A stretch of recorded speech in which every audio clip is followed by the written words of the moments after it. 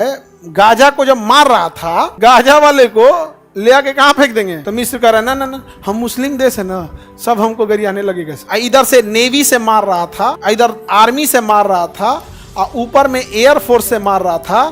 तो यह इजराइल ने मिस्र से कहा था कि तुम भी इधर टैंक लगा के रखो, भागे सब नहीं। नक्सलाइट मार रहे हैं सब मासूम लोगों को, इंसानियत नहीं दिख रही है। और कुछ लोग जो फिलिस्तीन का समर्थन करते हैं वो केवल धर्म के कारण करते हैं और बोलते हैं कि इंसानियत के नाते। यही खराब लगता है। खुल के बोलो भैया, पहलगाम में हमला हुआ, 28 लोग मर गए, इंसानियत नहीं दिखी?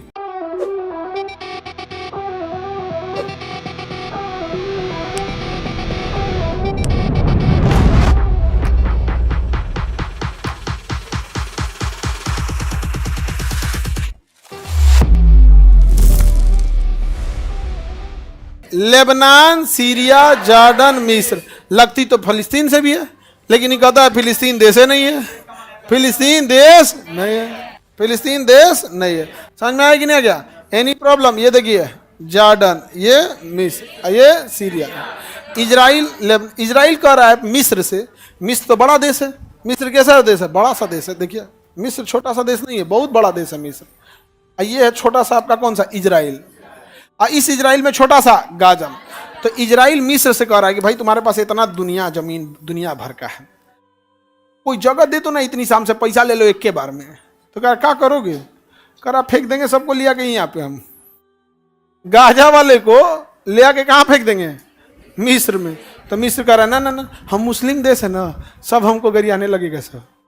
हम नहीं, मारना है मार के खत्म कर दो। मिस्र क्या कर रहा है? मार के खत्म कर, हमको नहीं बोल, सब मुस्लिम थे, हमको सब हल्ला कर देगा सब यहाँ पर। समझे?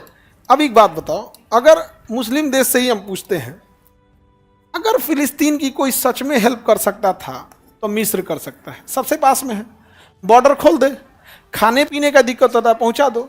दुनिया से बोलता है सब, इनसे पूछो ना तुम क्यों नहीं कर रहे हो, तुम्हारे बगल में है। अब नेपाल को कोई दिक्कत होगा तो जापान आके मदद करेगा कि पहले इंडिया?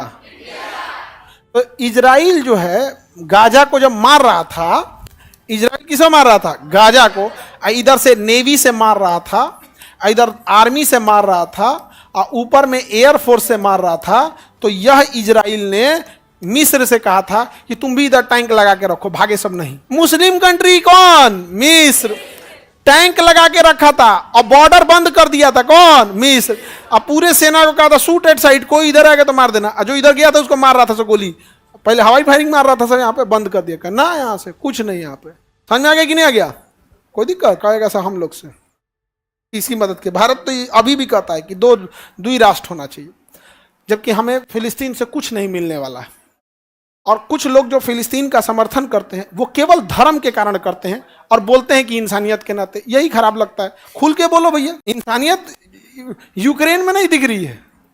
पहलगाम में हमला हुआ, 28 लोग मर गए, इंसानियत नहीं दिखी? हाँ, नक्सलाइट मार रहे हैं सब मासूम लोगों को, इंसानियत नहीं दिख रही है? इंसानियत का गाजा में दिखेगी? ऐसा कुछ नहीं है। तो मुंह पे बोलना चाहिए किसी चीज को कि आपका जो धर्म है उसी धर्म के लोगों को इजराइल मार रहा है, इस वजह से थोड़ा दिक्कत हो रहा है। बाकी आप सब लोग मिलकर हेल्प कीजिए, जिसको हेल्प करना होगा करेगा, जिसका नहीं हेल्प करना नहीं होगा। यहाँ पे कहते नहीं इंसानियत को ध्यान में रख के, तो लोग कहते हैं हमारा इंसानियत का चिंता नहीं है। तो कहता है कितना खराब आदमी। लोग बेवकूफ नहीं है, लोग बेवकूफ।